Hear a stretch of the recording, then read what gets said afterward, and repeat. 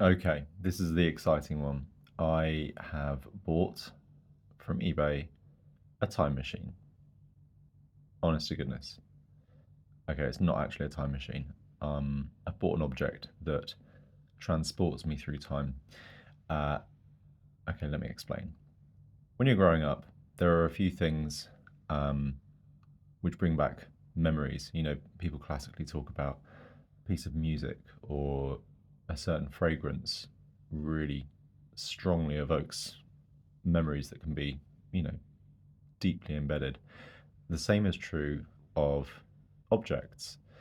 And there was an object from my childhood that I recently kind of remembered existing. I say recently, this is a couple of years ago. I kind of remembered that this thing existed, and I suddenly was just overcome with the desire to re-own a version of it so that I could hold it in my hands basically and kind of enjoy it. Um, it's a really boring everyday thing, but actually those kinds of objects are so evocative. They're, you know, you interact with them multiple times a day. Um, it's a TV remote control. That's the yeah. Sorry to have wasted a couple of minutes. It's this TV remote control. It's a remote control for a Grundig television that we had as our main family um, TV in the lounge for most of my kind of early childhood, certainly since I was born up until I think the mid to late 90s, when I was about 13. No, 12, something like that. Anyway, the point is, this was the remote control. Not this exact one, obviously. I've gone to eBay and looked up how to get another version of it. But I just was compelled to do so because it's such an unusual remote control. Um, it's, I mean, first of all, when we think about remote controls, particularly remote controls, you know, in the 80s and 90s, maybe more so in the 90s, if you think of remote control, they are oblong blocks of black plastic. They tend to have grey rubber buttons and they all kind of look the same. I guess if you go further back, remote controls were a bit weird. This is obviously going a little bit further back. I'm not sure when the TV was produced. I would think probably late 70s or early 80s. I'll have to look into that. Weirdly, even though I've been able to source the TV remote control, I haven't really looked into the model of TV that it powered. But, you know, I think it's that kind of era, and I'll explain why that kind of fits. Remote controls going further back, you know, going way back, they are, you know, linked to the appliance with a wire. And I think there was this kind of middle period where they could afford to be a unique kind of device, and then I guess they got standardized in the 90s with the sort of rubbery membranes for the buttons, and they all kind of started to look the same. This thing's a bit different. Um, for a start, it's landscape, not portrait, which I find really interesting. It's kind of it kind of begs to be held with two hands. It almost has the sort of game controller vibe to it. It has a slight sort of profile here, which means that it sits up off the desk slightly or off the table or whatever it's on. I don't know if that helps point the IR blaster at the TV any better. Probably does. It's got a very nice wide IR blaster. Probably because it's got like a whole array of lights behind it, but I don't know. It's just an odd thing. And I know that now. But of course, when you're growing up and this is the remote control you use every day, um, that's normal. You'd go to friends' houses, they might have a different TV. In this case, they would definitely have a different TV. And this would be pretty unusual. It's made of quite nice, kind of hard plastic. It's not black plastic. I don't know how well you can see in this light, but it's almost like a kind of speckled um, sort of thing. It's very smooth plastic. The back case and the front case are slightly different. The back is definitely black plastic, but the front has a kind of speckled, almost brown colour. I don't think brown is quite the right word, but it's got a kind of tint to it. I don't know if you can see. Very difficult to get the lighting right on this sort of thing. Um, it's a really odd shape for a remote control. Obviously, it's in sort of three ish sections. The left-hand side, you've got a number pad, and that was literally just for entering, channel 1, channel 2, channel 3, channel 4, and stop there, because in that TV's lifetime, that's all the channels that were available on British analog television. Channel 5 launched in 1997, so for the period of this TV's life, those were the 4 channels, and you can kind of see that on this this particular model. The numbers above the buttons have kind of worn off accordingly. 1 and 3 are basically not visible. 4 is fairly faint. 2 is a little bit more visible, and then 5, 6, 7, 8, 9, 10. They're all just perfect. In the middle is the important bit for me, for my memories, really. Well, the whole thing's important, but the middle is the teletext buttons. Now, teletext and CFAX were, an institutional thing on British TV. Teletext existed in a variety of other places, but having access to teletext and CFAX on British TVs was mind-blowing.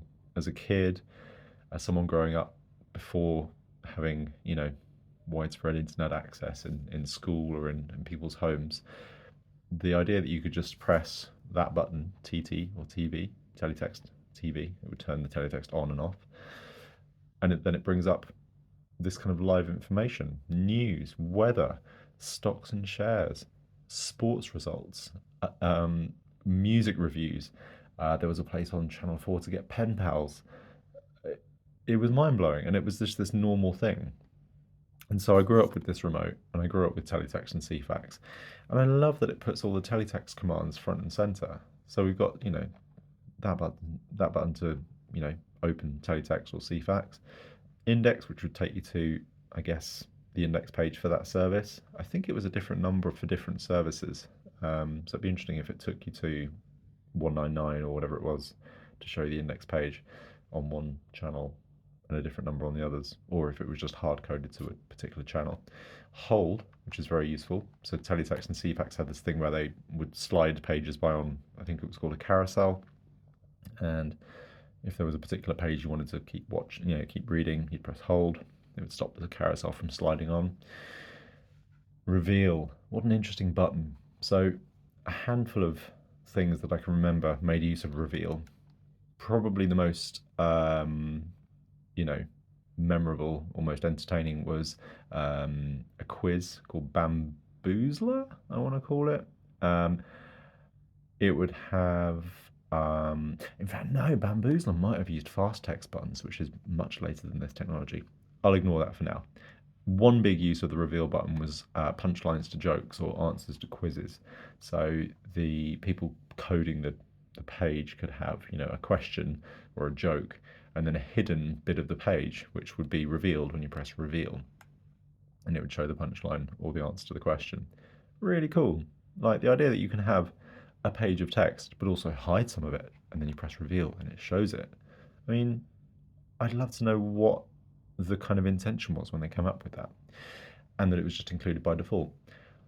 Half page and page. Now, pretty sure half page would blow up the top 50% of the teletext page to fill the screen, so literally stretch it, so the font would be stretched, and I think that's how that did it. Page, I actually can't remember. Maybe it was just for toggling between page and half page. TT reset, pretty sure that would just take you back to page 100. Let's guess that. Cancel, I guess if you've started entering, a number, 1, 2, 3, and you get as far as 1, 2, you press cancel, it just resets it back to 100. Not sure. Mix showed the teletext page overlaid on the TV screen. So it would remove the black background and just overlay the text on the screen. Not very useful, didn't really make it very readable, but it was an option. And I just, having this kind of, like I said, this game controller vibe, remote control, with teletext buttons right there, it made that feature so ubiquitous and so important to your experience of using the TV. It would just be such an obvious thing to do. It wasn't some feature hidden away. It wasn't like the buttons were all kind of like you get on cheaper remote controls these days, where they're kind of hidden behind multiple shift buttons or whatever. They're all just there. Please use me. This is me. I'm the teletext buttons. Use me. One related one, which is also in black, is the time button. And TVs with teletext would, when you're in teletext, would show the time at the top right of the screen. If you press time, it just shows the time portion of the screen, of the page rather, with none of the other information. It would just put the time at the top right corner of the screen, overlaid on the TV channel you're viewing. Can't remember if it disappeared after 5 seconds, but that was the vibe there. The sort of design language of this remote is interesting. It's cool that the channel buttons are in one kind of material or color. The teletext buttons and the time button are in their own black kind of uniform color. We've then got these guys on the right, and this is another lovely kind of weird way of doing things. They're sort of, I guess you call them rocker buttons, and all it is the contrast, the brightness, the volume. And they would, that's what you do. I kind of love the typography on this remote. So you've got, contrast and brightness. They're almost like astrological symbols. Kind of cool, just sort of printed on the remote there. The volume one is obviously the most worn out because it's the one that you would probably use the most often. Another nice little iconography is this AV button. It's got this kind of arrow pointing diagonally up and to the right. I guess it's the indication that you're changing the input somewhere. There's loads of different ways of displaying like an AV button on remote controls. That's an interesting one. It's interesting that 0 is also AV. I'm not sure if that would do it. I remember, I think on the TV that we had, it did have a little display that showed the channel number that you were on. And when you went to AV, it actually said AU, because obviously if you've got like an 8 segment LCD, you can't do a V. So you have to go back to kind of, a U, but it's because it's a V. So it's like a down, a flat, and an up. And I remember thinking that AV was AU because that's what it said. That's interesting, it's printed on the remote. I would have probably worked out that AV was AV, but anyway, whatever. And then over here, there's a few buttons I sort of don't remember. The bottom right one is the on-off button, which again is quite a weird place for the on-off button on a remote control. I think we've kind of settled on the on-off button being top left, I want to say, maybe top right on a remote control. I'm actually looking around for a remote control now. On this one, it is top right. On this Fire Stick, it's top left. On this one, it's bottom right, which always feels like a weird place for it. It's kind of like, I don't know. It's a weird place. You'd think it would be sort of up here somewhere or up here, but no, it's down here. The one above it is mute. It's quite worn out there, but I just remember that was mute. These two I don't remember. I don't remember seeing those symbols online. There were definitely buttons there. I'm fairly sure I remember that they didn't do anything recognizably. I'm not sure what they are. I should probably look up the manual for what this sort of does. This is a really tactile object. It's kind of stating the obvious. A remote control is an object and it's handheld and it's kind of, is what it is. But just holding it, I mean, just the lines, the kind of the profile of that, the way it feels in the hand, it's a time machine. I started this thing by saying it was a time machine. This is a time machine. Holding this, I could close my eyes and operate the TV. I could probably turn teletext on. I could turn the volume down whilst I'm watching it. I could do it all pretty much blind. Press mute. Don't want to press the on/off button because that'll turn it off. It's a really lovely thing, and I'm really glad I finally bought one from eBay. I'd had a sort of saved search on for quite a while because it's a tricky thing buying vintage remote controls off eBay. Remote controls are usually the first thing to get lost with vintage appliances. I'm sure if I wanted to buy the TV that this controlled, I might be able to find that somewhere. But I bet half the times, if you try and order one, they'll say, oh yeah, there's no remote for it. You then have a separate side of eBay that only sells remote controls. And annoyingly, they tend to default to kind of a flat rate.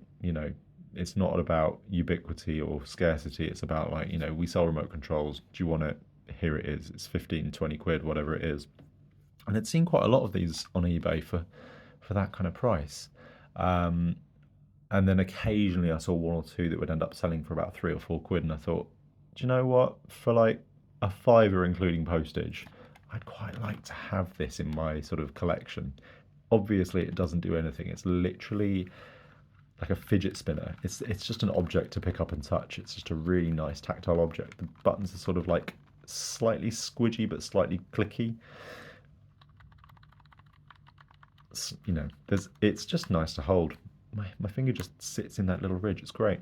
Um, the only other interesting thing to show you about this remote control is the battery.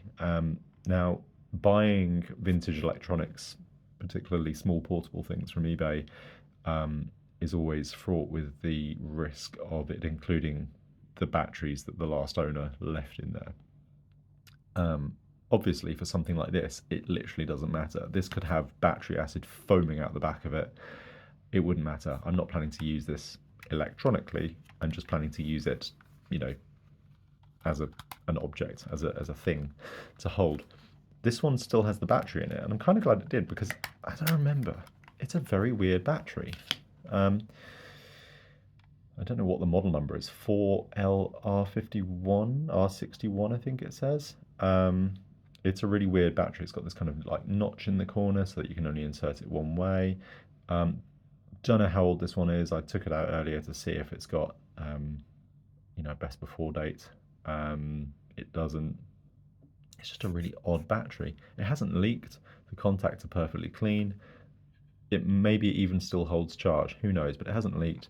And I'm kind of glad it's in there because it's part of the mystique of this object where it, you know, shows a different time. I'll just try and pop the battery out. He says, no, I'm not going to try and do that. It was a bit fiddly before, and you can see they've kind of like wedged it in.